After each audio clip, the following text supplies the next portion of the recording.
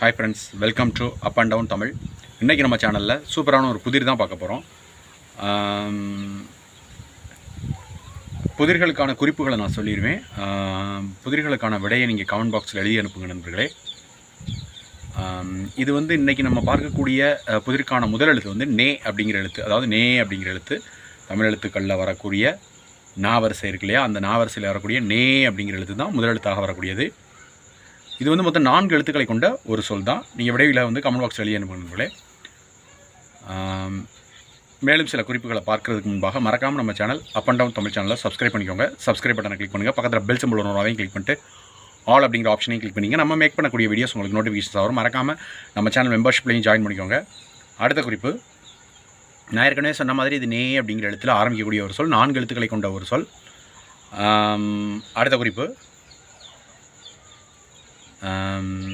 அதாவது பாசிட்டிவ் திங்கிங்னு சொல்லுவாங்கள்ல ஆங்கிலத்தில்,